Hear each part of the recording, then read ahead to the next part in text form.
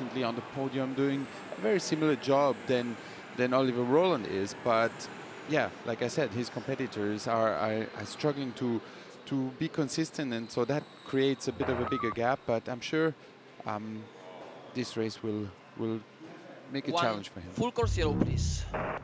So that's Marek Halichevsky just in the middle of your picture, talking to all of the drivers and the teams just to do a full course yellow systems check. Standard affair we have in Formula E, just to make sure that the teams and the drivers can make sure the radios are all working, they can hear them at different points. Full course yellow ending in 5, 4, 3, 2, 1, green flag. And that full course yellow test then comes to an end. The drivers will continue on with their run plan as normal. This is down in towards turn 6, overtaking zone for the drivers. One of the things to talk about here, Andre, in particular, this circuit, vastly different to what we had in Tokyo. That was a street track. This, of course, is a purpose-built race course. It's incredibly wide, though, this track. And given the fact that we're expecting some quite energy-critical races, we're probably going to get 4 or 5 wide. I mean, we saw that last year at points, didn't we? Yeah, definitely. It's a completely different dynamic than Tokyo. It's much easier for the drivers to taste the limits of the car and the track, so without any big consequences. You know, you can really try to over push it, and then you go a bit offline and come back, and you have that luxury which in Tokyo you didn't have. And on top of that, it is a track that is quite energy hungry, quite demanding. The braking zones are different, and then you add on the slipstream effect, which also will be bigger, and yeah, will create a completely different dynamic for the race and for strategy and energy management, the way the drivers want to place themselves during the race. Yeah, no big stops really is the key talking point here about this circuit. You can see it's all relatively medium speed corners, but for turn 6, and the problem with that is that the cars in Formula E, the way they regen energy is essentially by those big stops. That's the way you get energy back into the motor, and you can conserve. So when you don't have that, essentially drivers are going around, they're expending more energy, and that's why we're going to have a quite energy critical style of races this weekend. So there's a massive gap ahead of Norman, and we've got 9 seconds behind. Yeah, I can see that. Stating the obvious there for Oliver Rowland with his race engineer.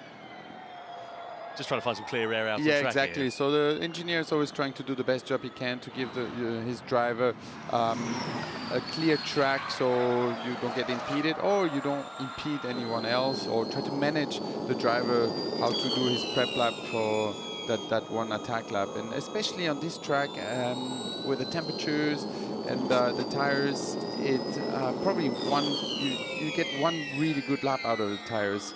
If you do a push and then a cool and a push again, the tires will have higher temperatures and they will suffer, and especially on a circuit like this, because a lot of lateral load is not as easy as in Tokyo for the tire. Yeah, absolutely. Just seeing Oliver Rowland going through. We were looking at lap times from here a year ago, Andre, actually, and it was interesting because we're expecting times to be quicker, of course, this year, but Free Practice 1 actually saw the fastest lap of the weekend, despite track evolution. It didn't rain over the course of the weekend last year or anything like that. What do you think that was down to? Yeah, that was down to temperatures, which is very critical. As I mentioned here, you quickly get to the limit of the tire because of all this lateral load and overheating, and the drivers pushing the cars much more on the limit than street tracks, which are much more longitudinal. And yeah, you get one good lap out of the tire, then you get others too, but not as good. Yeah, no doubt about it. Just going through into this final sector. Important point to note, actually, the circuit's been reprofiled slightly in this final sector, not actually in terms of the layout or anything along the lines of that, but the curbs have been changed. Last year, if you remember, they were a lot flatter. We saw drivers kicking up a lot of dust, bringing a lot of sort of bits onto the circuit, and also it just looks a little bit messy, to be completely honest. So they've raised the curves a bit more slightly, including that final corner in particular, where they've got like a sleeping policeman on the inside, essentially. Yeah, and it will also avoid for two cars to go through and touching and make potential incidents. So yeah, I think it's a good improvement, and we can see the lap times already a lot faster than than last year's free practice. It's we're seeing an 11.5 from Oliver Rowland, again at the front.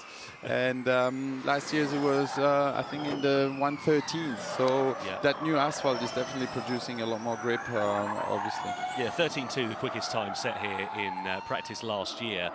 Incidentally, qualifying on the Saturday was just a tenth of a second shy of that, but qualifying on the Sunday about half a second slower than that further still. So it was a 13.9 that we set on Sunday in qualifying. As Andre said, time significantly quicker already. Dan Ticktum has just gone to the top of the pile for the Cupra Kiro team with a 1:11.367. We've talked about him quite a lot over the course of the last couple of weekends, Andre, but I think, you know, with good reason as well. He's put in some really strong performances with that team as of late. Seems to be finding their feet. First podium now as well. Yeah, very impressive job from him, especially coming from that team. You know, they've never really had a good package. So Dan was always very frustrated driving in the back of the field and believing he deserves better and he can do better than that. And now finally, he has the package to show that, and he's delivering, which is really cool to see, because, you know, you can talk about you being good and deserving more, but now he's showing he belongs to the top, and you know, he's a character. It's great to see his racing, like his motivation, and he's got a great racing heart to show, and yeah, I think we will see more from him. Yeah, no doubt about it. Just looking here at Mitch Evans, winner of one of the races here from 2024. Incidentally, he scored no points since the opening round of the season in Sao Paulo, where he took that emphatic last to first victory. It has been a challenging year for Jaguar, let's be completely honest. In terms of where they sit in the Teams Championship, they're down in 8th place. Both their drivers not inside the top 10 either. Nick Cassidy in 13th in the Drivers' Championship. Mitch Evans down in 16th place. What do you attribute that to, Andre? Is there anything in particular you can put your finger on and say this is why, or is it a multitude of reasons? No, it's very difficult to point out. I've asked James Barkley what it is really, and he said it's track dependent, because some tracks they're better and some others feels high but very peaky. Okay, copy. So just hold for now, You get ready to go, but you hold. We're just creating a buffer, because obviously Jake is going in front now for pit boost next run. So he's talking about the grip feeling very peaky there. What's he referring to?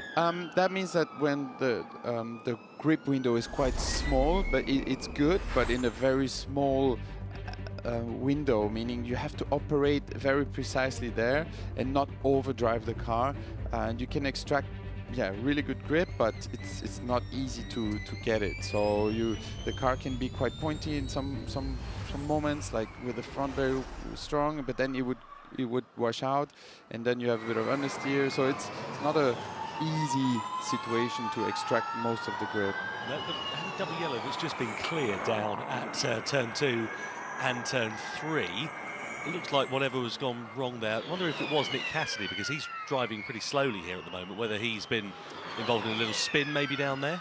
No, basically they're on the cool lap to maximize the cooling of the tire, as also it's an indicator, or it's peaky, meaning, you know, the grip is very good if you're really in the window. So doing a cooling lap will help that.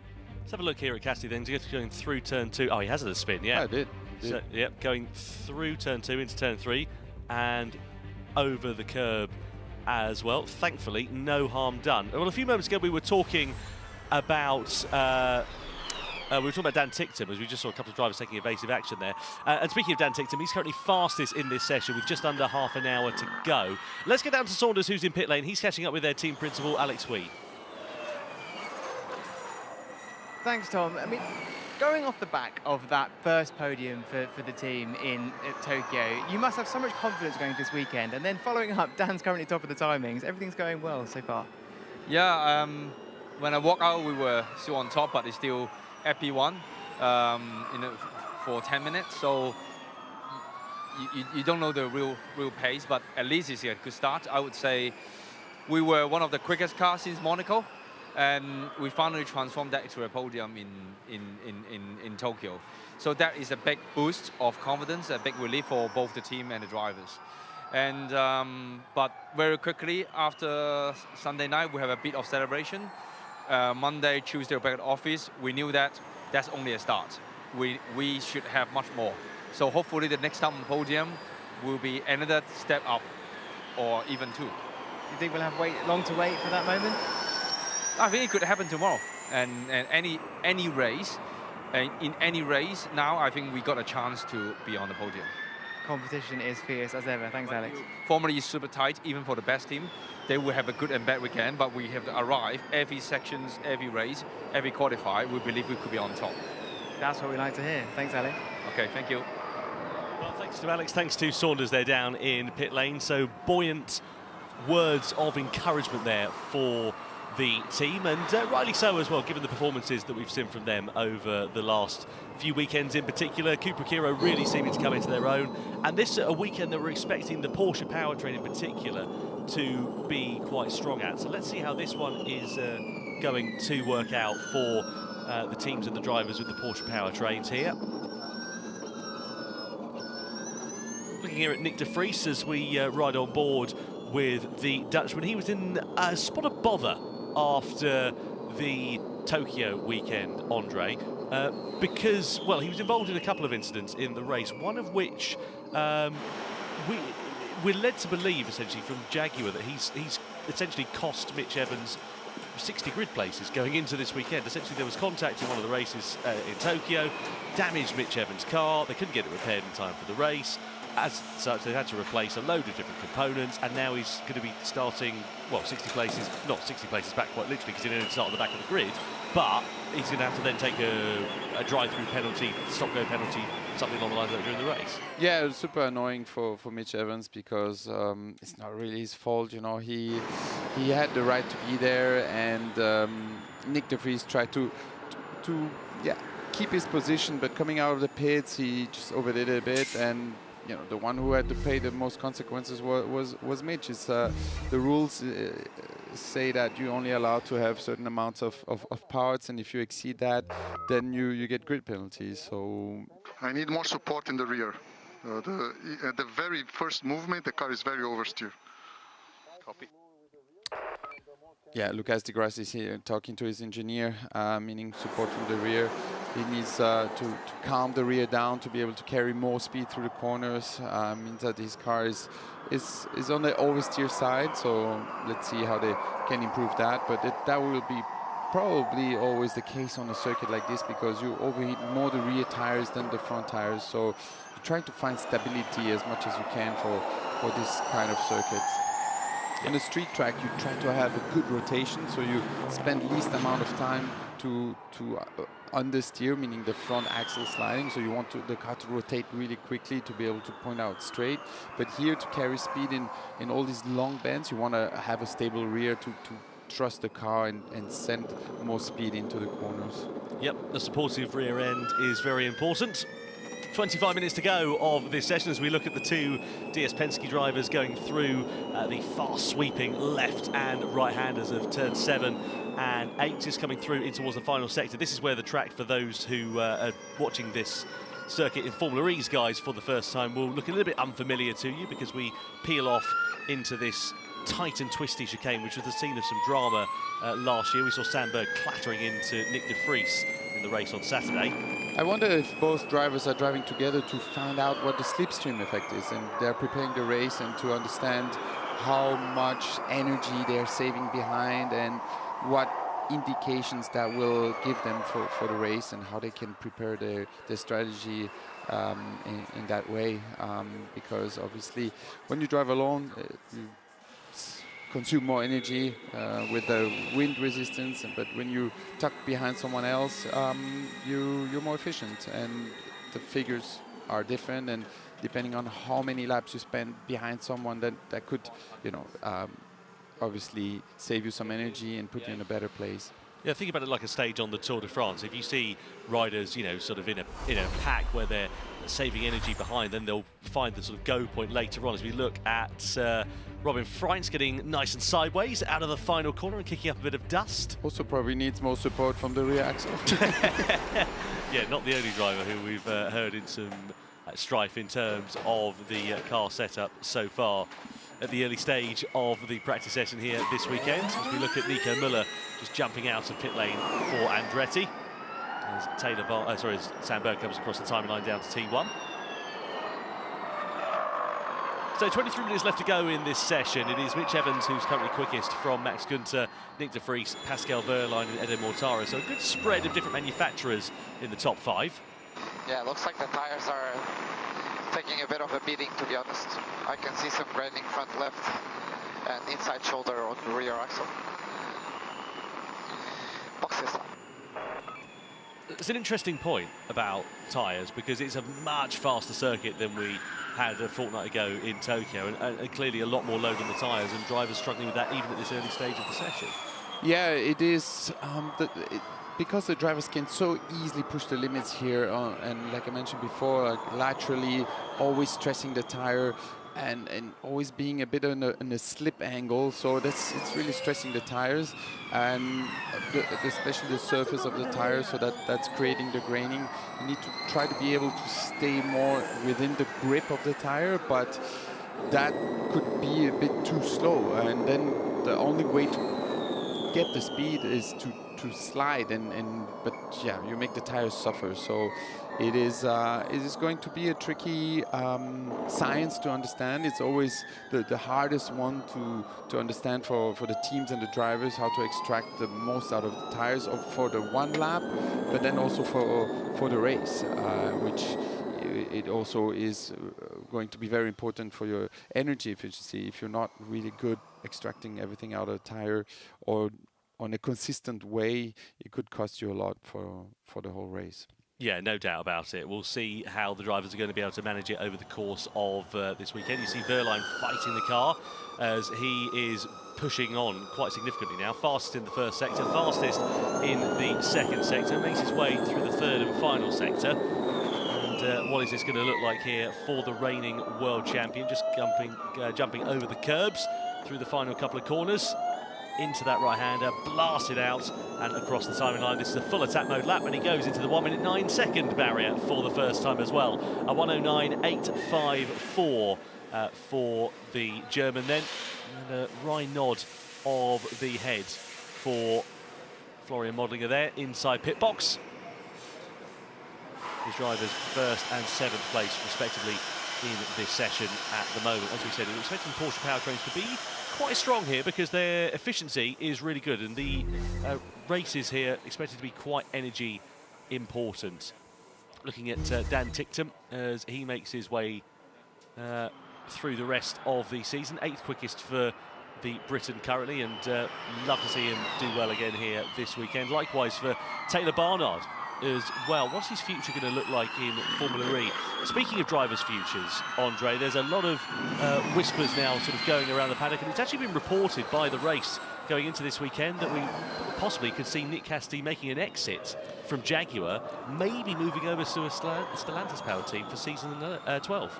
Yeah, that seems like pretty official without being official, that he's leaving Jaguar. Whether he's going to Stellantis or somewhere else is still a question mark, but that is the tendency, and it's surprising. I thought he would have found a new home at Jaguar for a longer future, but you know, he's always looking for a brighter future, and maybe the fact that this year the Jaguars are not as competitive, and maybe there are other factors that he doesn't like about being in the team, is giving him the opportunity or the wish to go somewhere else for to win a title. And I think the guys at Stellantis definitely know how to win races and how to put a good team together, and I think they're pushing for a good future. So be interesting.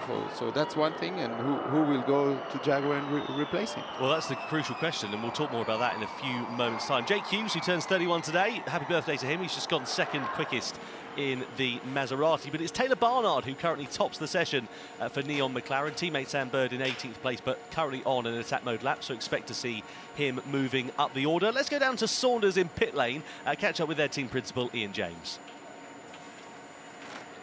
Thanks, Tom. Yeah, as we can see, Taylor at the top of the standings. There's been plenty to celebrate this season, as there was this time last year in Shanghai. But how much of that can you transfer into this season?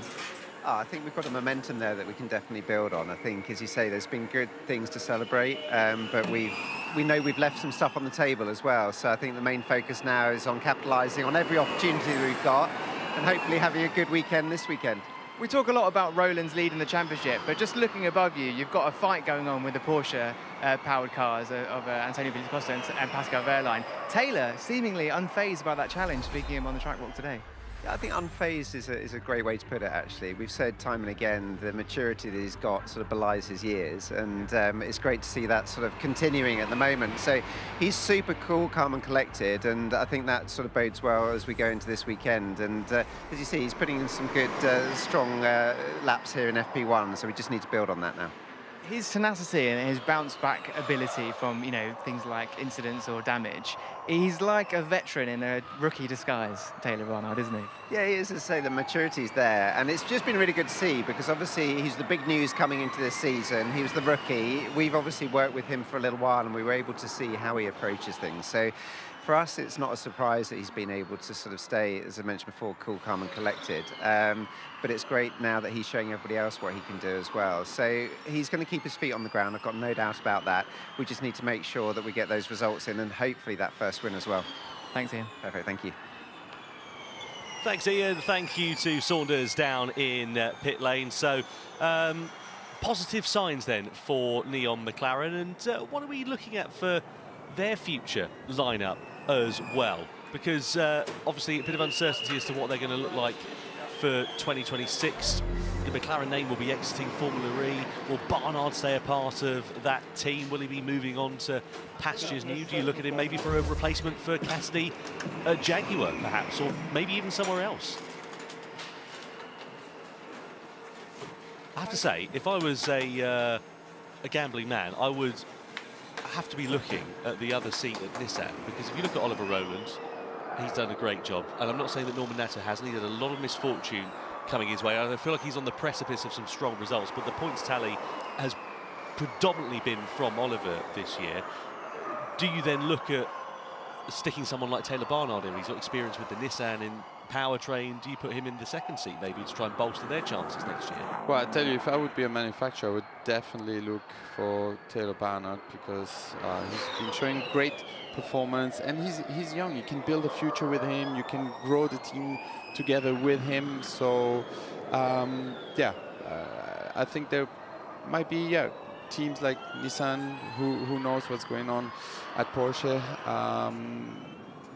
So yeah, could be interesting candidate, I think, for manufacturers to think of someone like Taylor Barnard. Well, we know that Ian James would love to keep a hold of Taylor in whatever guise that team looks like in 2026, and we'll see how that situation develops as we look at Oliver Rowland going through the final couple of corners, out onto the start-finish straight, kicks up a fair old bit of dust, improves, but only up to 13th quickest. That wasn't a full attack mode lap, though. He was only in 300 kilowatts at that point. As we look at Tommaso Volpe watching on inside the Nissan garage at the moment.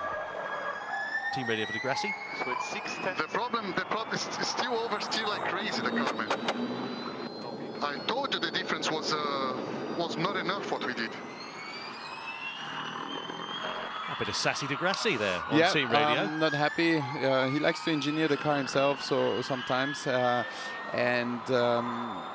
maybe they were not talking the same level of oversteer, and but as an engineer you want to go step by step, and you don't know drastic changes. But yeah, you can see here he's fighting the wheel with the oversteer, especially in the entrance. It's something you don't really want to have. Here in the chicane is not too bad, the car rotates well, but in the longer curves he looks like he's struggling quite a lot. But I think all drivers do here. Like I said before, the rear tires are the ones who are suffering the most on the combined. But yeah, you try to set up your car mechanically a bit better, so maybe the step he wanted to do was more towards understeer, but probably will be for the next run.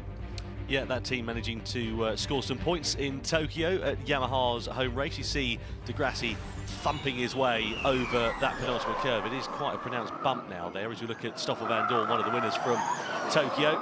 Fantastic result from him. He could have actually gone on to take the greatest winning margin in Formula E.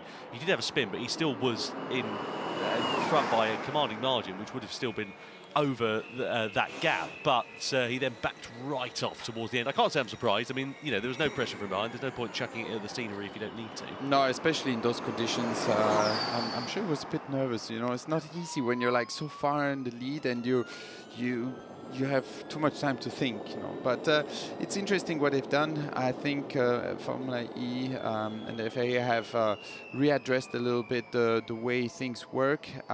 From what I understand, he started on a lower sock. Like, it's not that he burned that much during the safety car phase. He started with a lower battery percentage. And now, to avoid this, I think you're obliged to start with 100%. Correct, yeah.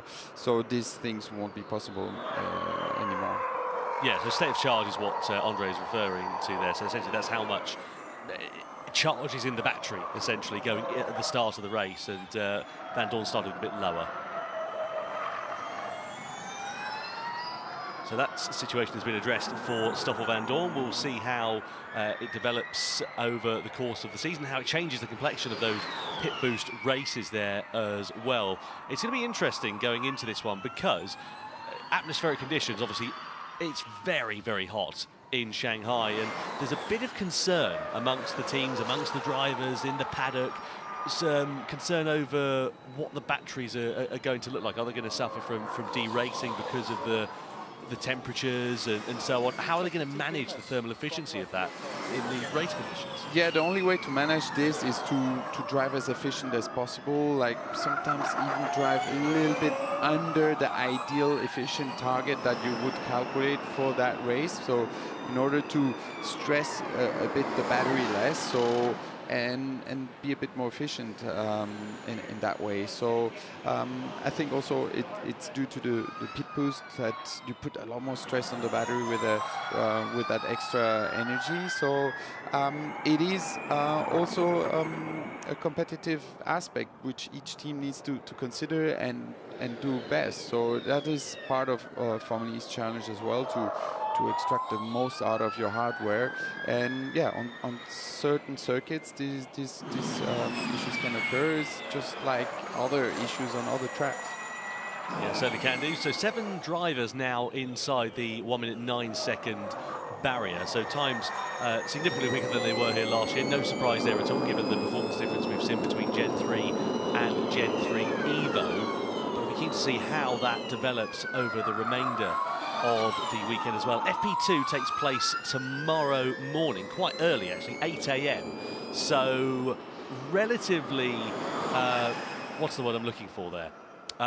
Relatively cool. Cool, that's the word. There we are. It's early in the morning or late in the afternoon, or depending on wherever you are. It's one of those where you sort of look at it and you think, well, how relevant is that free practice 2 session going to be in terms of what it will look like? I suppose it will be more relevant for qualifying, but then in the race it'll be more akin to what we've got on track for FP1 here. Yeah, it is. That's the difficulty for Formula E, to have free practice in cooler conditions and then qualifying in warmer conditions. I remember back in season 4 or 5 we would go to qualifying with completely unknown feeling, and you only had that one lap, so you were starting the qualifying in a very nervous condition. But now the qualifying format has changed. You have the group qualifying where you have a few more shots. Jack, do you want a rear bar change as well for the next run? Yeah. Give me like 0.7 if you can. Yeah, 0.75 coming in. So talking about a rear bar change there, Andre. It's not the same bar that you are used to. No, normally those bars yeah, exactly. It's not the gym bar. No, either. exactly. No, disappointing. Yeah, they're talking about 10 kilos is enough for me, mate.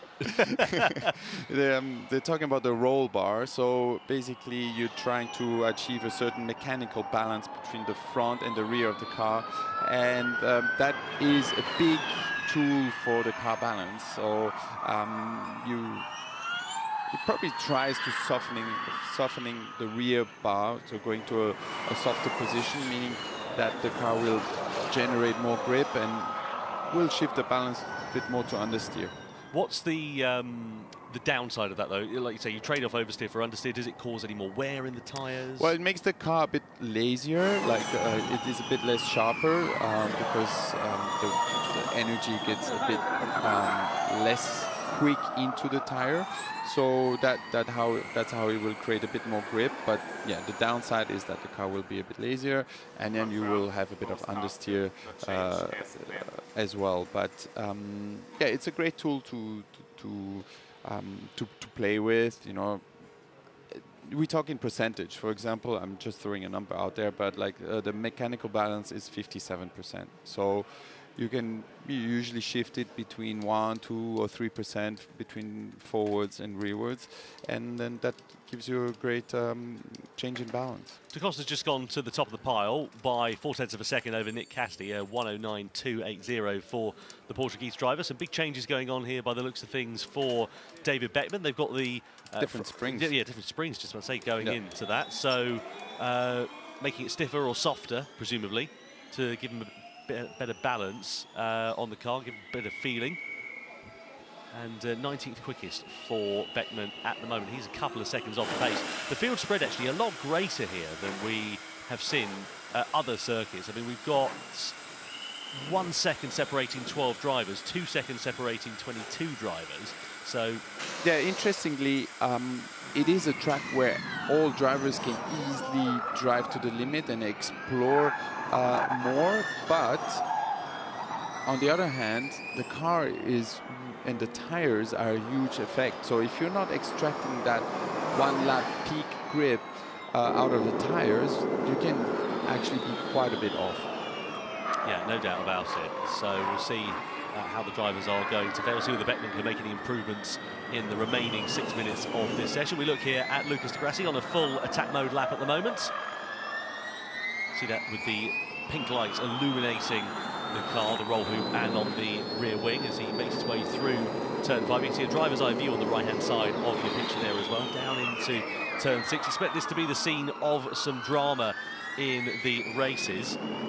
We did see some drama for Edo Mortara in one of the races last year, if memory serves me correctly, where he ended up getting collected by another driver.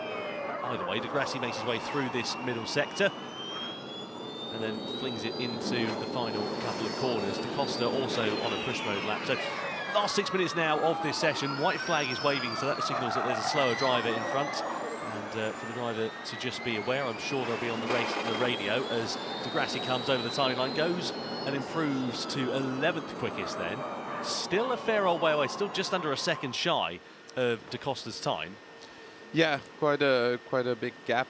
You could see in the last corner he was actually understeering out of the last corner with a four-wheel drive. It must be quite difficult to set up the car for both power modes, because you're fighting oversteer in. Let's hear what he says. Yeah, the brakes feel left to right mu and straight line braking. It's not very good. Copy. Any feedback on oscillations, please? What a technical term there, I'm sure, from Oliver Rowland. Is the beep there? Is that for car or driver? Yeah, I think what he was trying to refer to is he was not happy with the brakes, maybe between left and right. I mean, most of the braking is done by the MGU, by the motor at the on the front and the rear axle, but when you don't have enough deceleration from the electric motor, you top up with the brake discs. But if the brake discs are different temperature, left and right, it is a bit annoying because the car is not going braking in a straight way. You lock up one wheel, so it takes away a lot of the consistency and the way you want to plan your corner. Well, if you remember back to Miami, he was complaining about similar issues with the car actually and not being able to unlock the performance. Let's see what it looks like. He's nearly 0.2 of a second down already in the first sector here, Oliver Rowland, so clearly not happy with the balance of that car under braking. How are the teams going to be able to turn that around after this session? What will they be doing going into a debrief, and how do they work out and change this car so that it is performing how he wants to tomorrow? Well, everything is analyzed, obviously, and they sit down and look at the data, and then they will for sure come up with a reason why, and for every reason you have a little drawer that you open and you put things together. So that is down to all the preparation work. You come to a weekend like that for all the eventualities.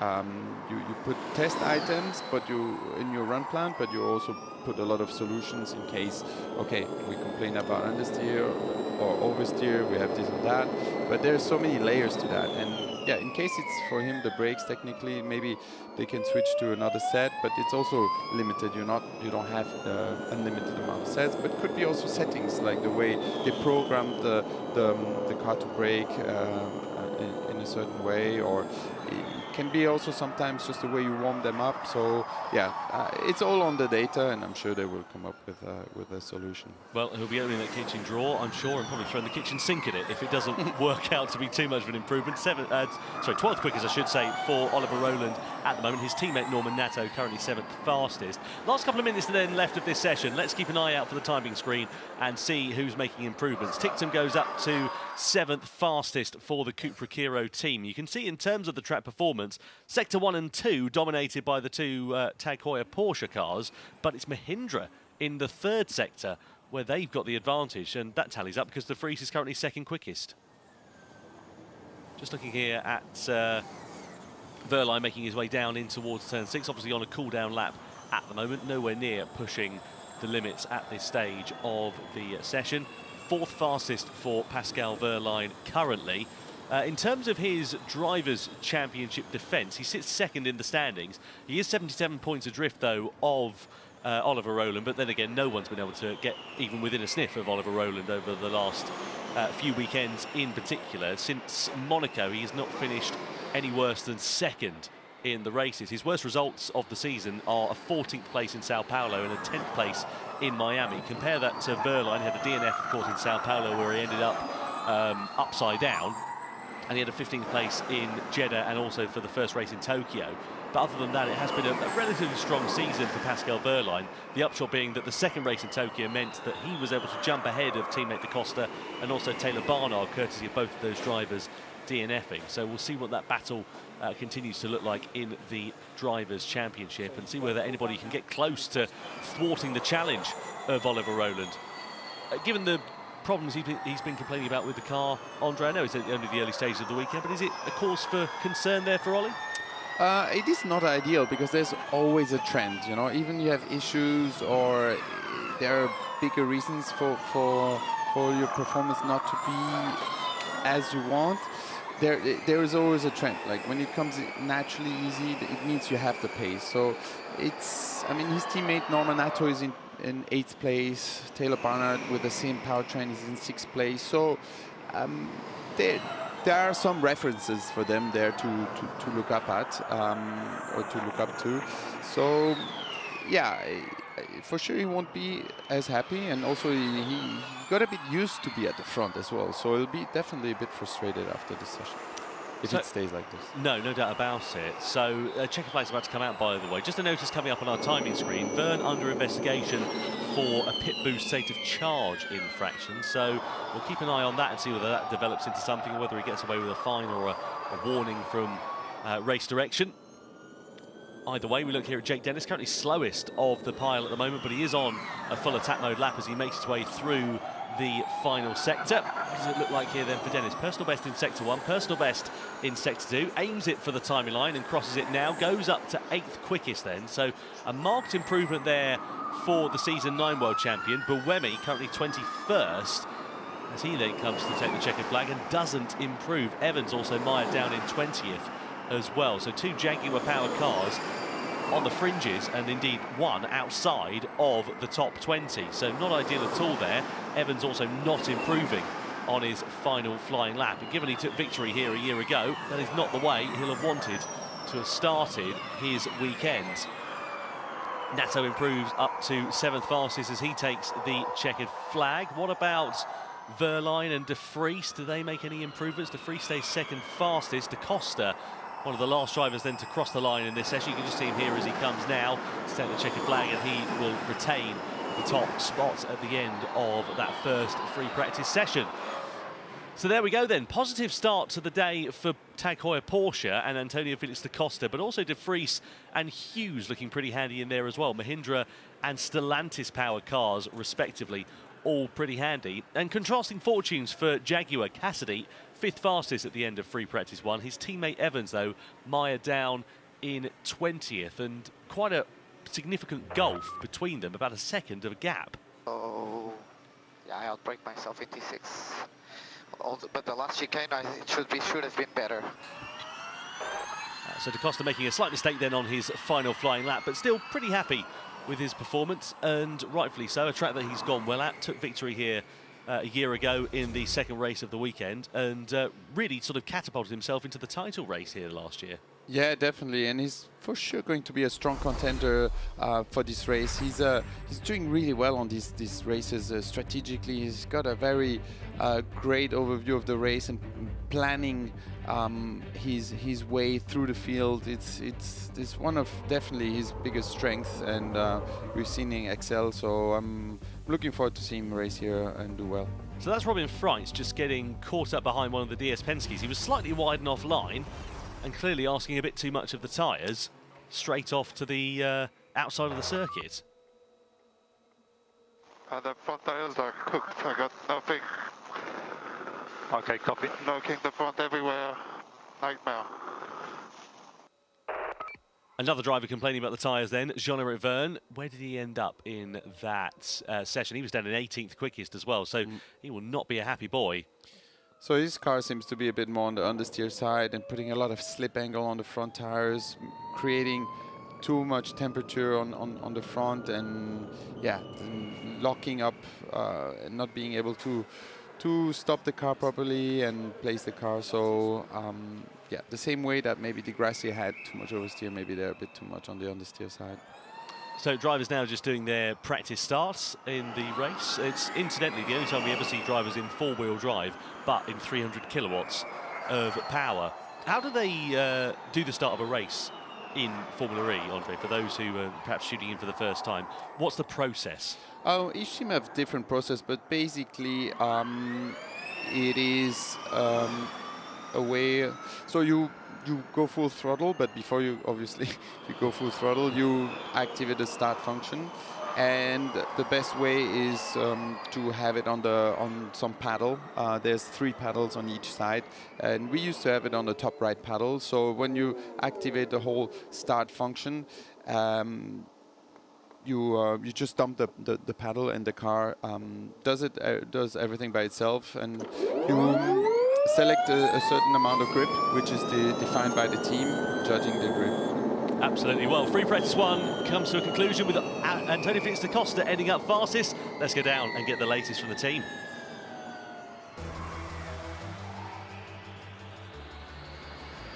Quite an interesting session there, Billy.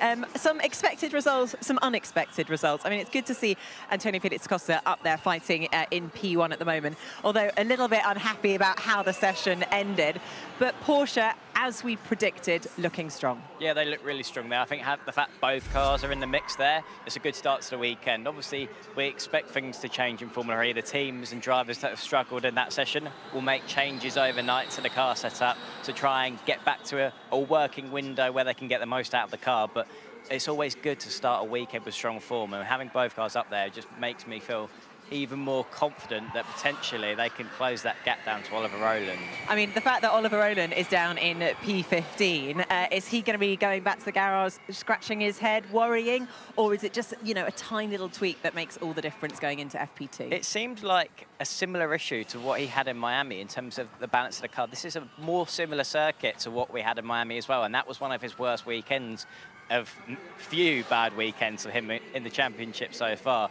So I think the frustration's almost added because it's something that probably feels like he's had before early in the season. He would have probably hoped that, okay, if we go back to a circuit like Miami, we'll be in a better place. Yeah. But right now, he's not quite at one with that car, particularly in the braking zones. And as a driver, that just removes all your confidence, which he's been building across the season up till now. Yeah, and what was interesting was hearing Lucas Degrassi on the team radio there, basically kind of saying, look, I told you to do this and you didn't do it. Obviously complaining about oversteering.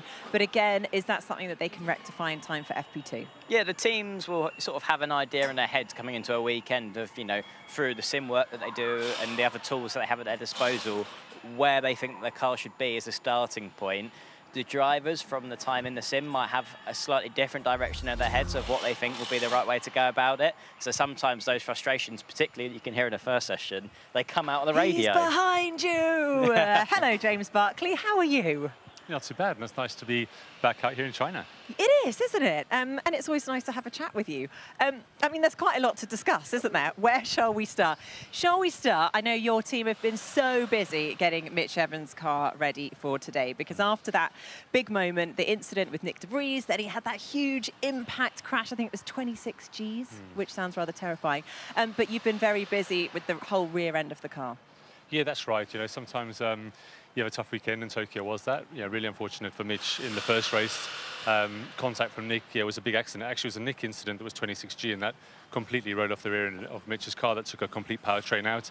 And then obviously the small mistake with massive consequences on Sunday, which very rare from Mitch to make a mistake like that in quali, but he's really pushing. And yeah, it's frustrating in a way though that ultimately that kind of incident on Saturday brings us into a 60-place grid penalty for this weekend. But we focus on the positives, and that's continue to evolve our performance this weekend. James, just for a bit of clarity on that situation, that 60-place grid penalty, is that something that can sort of you can get rid of in the race tomorrow? So for Sunday, Mitch can have a clean slate? Exactly, yeah. So we, in essence, have a 20-place grid penalty and a stop-go penalty, which clears the slate, so to speak, for Sunday. And yeah, we use tomorrow as a day to honestly get as much out of it as we can as a learning, and then yeah, fresh day on Sunday to go and hopefully put that into good practice.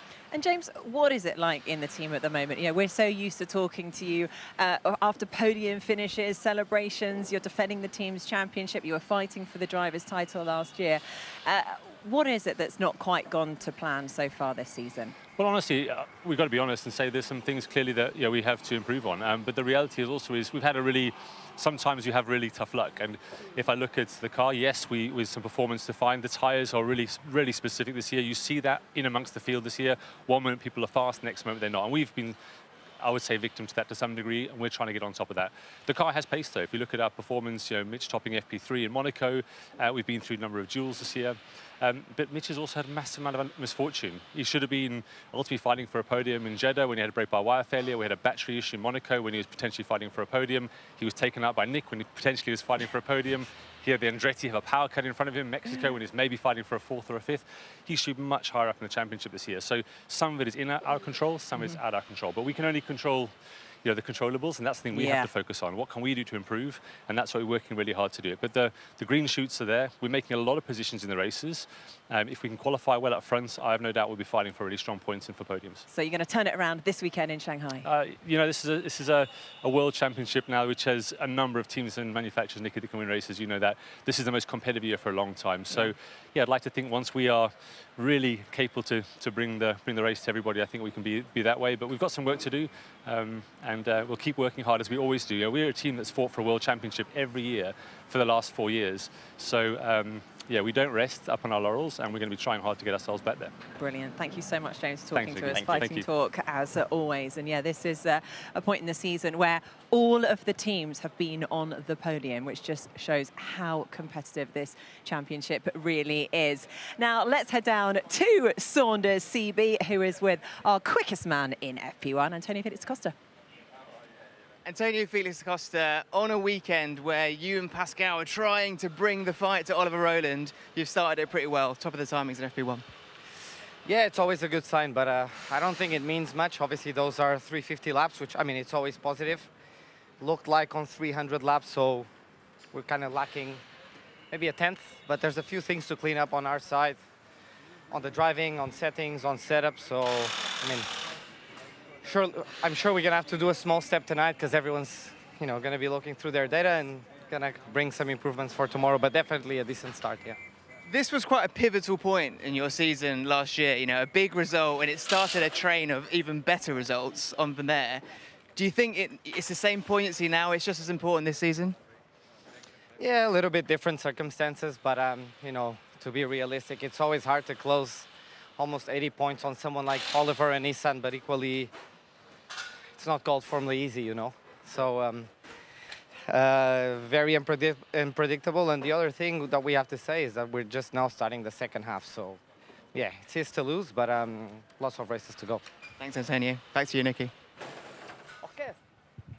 Thanks very much, guys. Always good to hear from Antonio Felix da Costa, who's had, well, it's been highs and lows this season, hasn't it? An emotional season, I think, you can look back on so far. Yeah, I think, to be honest, every driver on the grid can probably say they've had plenty of highs and lows, apart from Oliver Rowland. He's probably the one driver who's been on the podium 7 out of 9 races. You say he's had it fairly smooth sailing, but yeah, I think we heard from James, you know, talking about the pace in that car and how Mitch should have more points. I think both the Porsche drivers would probably look at moments throughout the season and think we could have had more points too. And, you know, as much as it's, you know, that'll be hard and it'll weigh on their minds, they need to kind of just focus on race by race and making up that deficit as much as they can. Just like James again mentioned in the interview, controlling the controllables. That in Formula E, where, you know, anyone can be on the podium, it feels like, that's so important to have at the front of your mind. Yeah, exactly. Not forgetting that anyone can win in Formula E. Well, almost anyway. Now let's head to James Rossiter, who is with Oliver Turvey at the E-Pad.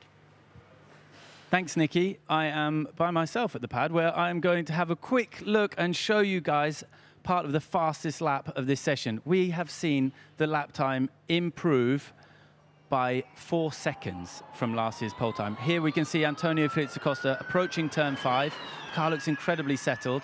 Of course, this year with the Gen 3 Evo, we have the all-wheel drive system. So the exit of the hairpin, you can see amazing traction. He's able to hold his line on the exit, approaching these fast corners, arriving even quicker.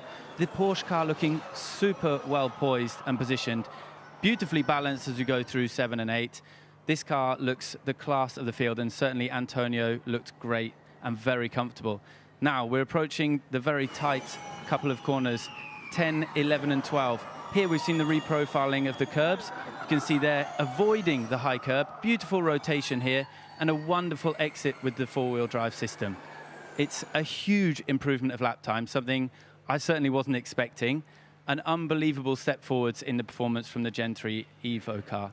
So I don't know what to say other than the fact that it's a little bit of a resurfacing as well of the circuit this year has really helped us. I think we saw the Formula 1 cars as well earlier on this year improve their lap time with the new surface. The big question is, what are we going to see happen later on this weekend? How fast are they actually going to manage to go?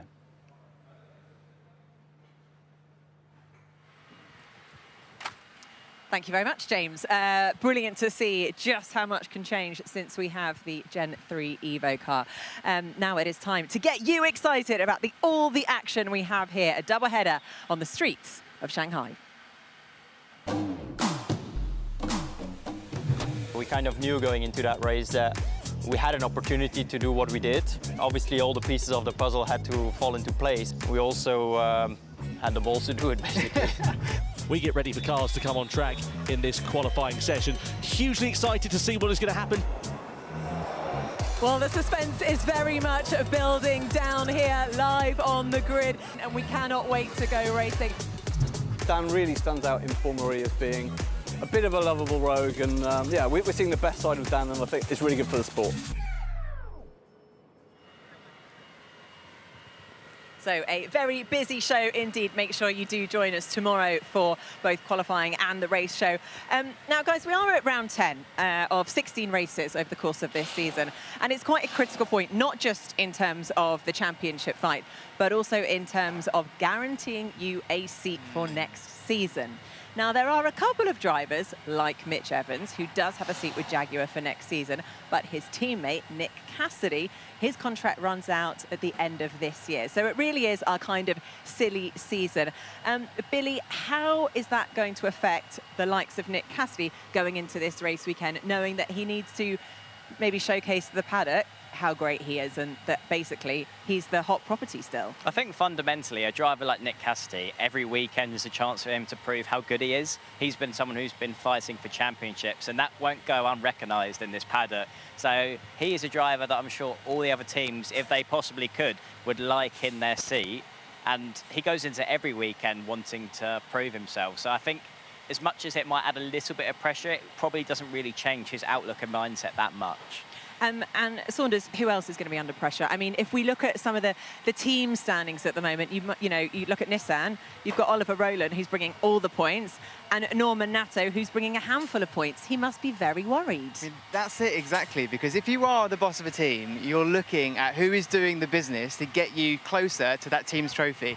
And you look down the grid, and there's a few drivers that maybe aren't contributing as much as their teammate, as you can see here on screen. So, yeah, I don't think it's a case of 1 or 2 drivers. I think there's maybe 3, 4, maybe 5, 6 teams that might be scratching their head and thinking, have we got the best lineup for next season? I think, Nikki, just to look at that graphic and go into a bit more detail, the thing it's really highlighting for me is just a difference between drivers within the same team. Yeah. Because that, as a racing driver, it's so critical to do well compared to your teammate. That's where you come under real pressure. So when you look at Oliver Rowland and what he's delivering for Nissan, and you look to the other side of the garage, that's where someone like Norman Nato, he knows he's under pressure because he knows the package is capable of picking up that big amount of points. And also the fact that you look at what McLaren have done with a rookie driver. You know, Taylor Barnard had 0 experience coming into this championship, and he's absolutely nailing it week after week.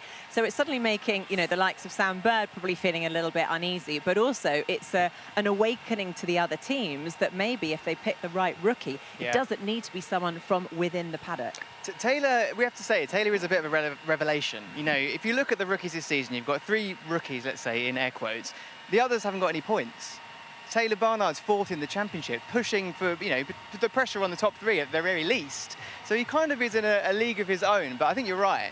It just goes to show you what this next crop of drivers coming through the system might be able to do. And I think that age-old argument of veteran versus rookie is starting to sway in the other direction a little bit. I think what Saunders is saying is so important as well, because Taylor Barnard, in comparison to the other rookies, for me, you just look at the body language of the car. Even, you know, qualifying is one thing, but even in the race, he's been super aggressive. He's like just capitalising on those moments. He's got no fear within him. And sometimes being a rookie, you have that little bit of naivety where you go for a gap. You know, and with a bit more experience, you might think, I'll play the long game, but he's making it work. He's making those moves count, and that is just so impressive for me in a rookie season to do that. And just doesn't seem deterred at all when things do go wrong. You know, when he does end up in the wall, he comes back to the next session right on top form again. Yeah, that for me, it's just confidence. I think that's the one thing in comparison to the other rookies where I think Taylor Barnard is really excelling. His confidence is definitely sky high, and as long as he can keep it there, he's going to be one to watch for the last few races of this season, and moving forward to the next few seasons,